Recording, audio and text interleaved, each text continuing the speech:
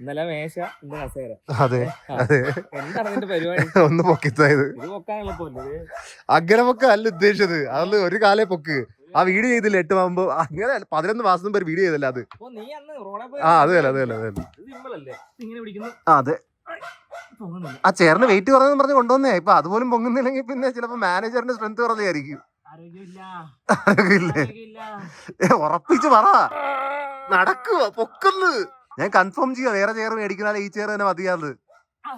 ഇല്ലേ, 11 മാസം മുമ്പ് ഈ ചെയർ ഞാൻ വഴി വെച്ച് കൊണ്ടുപോയി പൊക്കിപ്പിക്കാൻ നോക്കിയത് ആർക്കും പൊക്കാൻ പറ്റിയില്ല. ഇതിനെ ടോർച്ച് ചെയർ എന്നാണ് പറയുന്നത്. പക്ഷെ ഇത് ഈ ഇടക്ക് 11 മാസം വീട്ടിൽ ഇരുന്നതിന്റെ വെയിറ്റ് കുറഞ്ഞെന്ന് ചെറിയൊരു ഡൗട്ട് ഉണ്ട് എനിക്ക്. അതാണ് ഇവിടെ കൊണ്ടുവന്നത്. പക്ഷെ മാനേജർ പൊക്കിയില്ല. ഇപ്പൊ എനിക്ക് കൺഫേം പോലും ചെയ്യാൻ പറ്റുന്നില്ല. എന്തായാലും ഇത് ഒട്ടും വെയിറ്റ് ഇല്ല. ഇപ്പൊ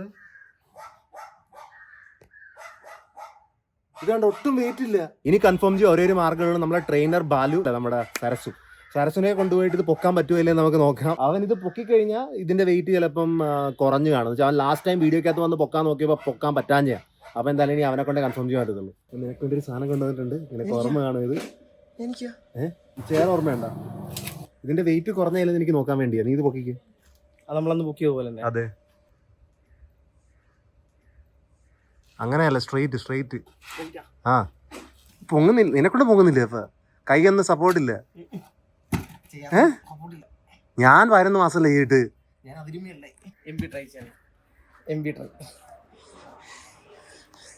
കാറിന്റെ പുറത്തൊന്നും വീടല്ലേ ഈശ്വര.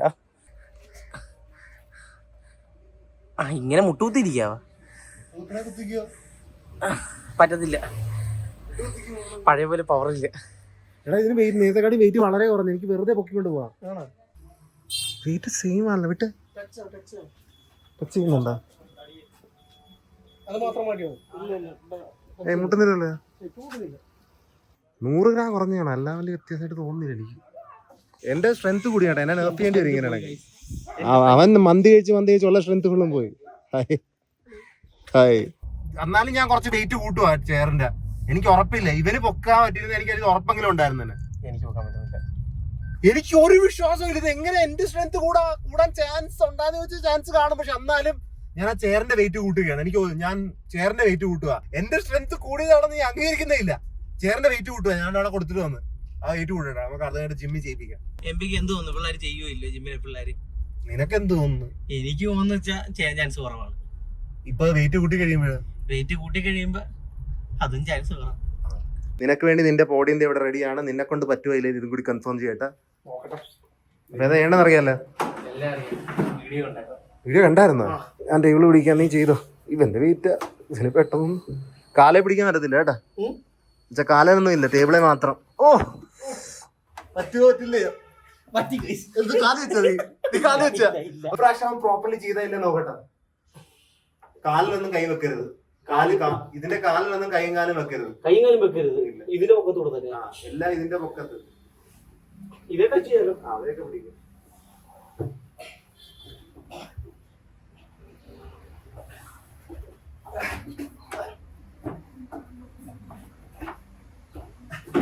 Come on.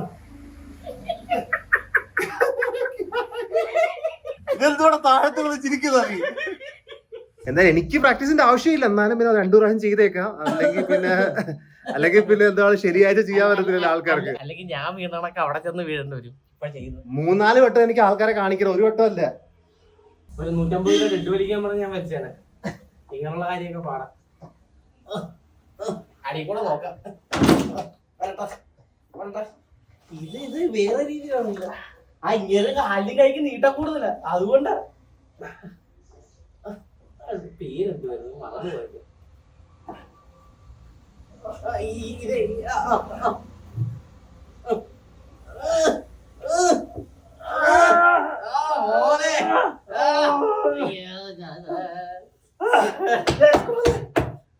പാൻഡില്ല ചെയ്ത മഹാവേദന. നമ്മള് ഹാർട്ട് ബലൂൺ മേടിക്കാൻ ടൗണിൽ വന്നിരിക്കുകയാണ്. നാളെ പെണ്ണുങ്ങൾക്ക് നെഞ്ച് കുത്തി പൊട്ടിക്കാനുള്ളതാ.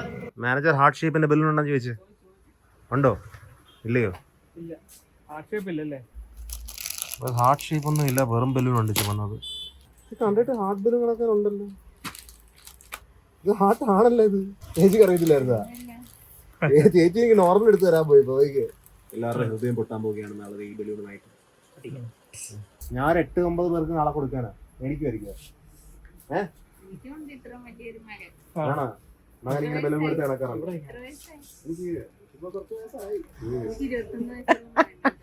അവനും ബലം മേടിക്കാറില്ലേ? ഇച്ചിരി മോഹം കണ്ടാ അറിയാം. ചേച്ചി ഇപ്പൊ ചോദിക്കരുത് പെമ്പിള്ളേർക്ക് കൊടുക്കാൻ തന്നെയാണെന്ന്. അല്ല പിന്നെ ഞാൻ തന്നെ വെറുതെ ബലം കളിക്കുന്നത്. ആര് തേച്ചിട്ട് പോകുന്ന പറയാൻ പറ്റില്ല. ഞാൻ പ്രിപ്പയർ ആയിട്ടിരിക്കണം. അതാണ് ഒരു ഫുൾ കവർ തന്നെ മേടിച്ചത്. നാളെ പെമ്പിള്ളേരൊക്കെ വരുമോ അവിടെ? സ്ട്രോങ് ആയിട്ടൂടെ വന്നില്ലെങ്കിലാ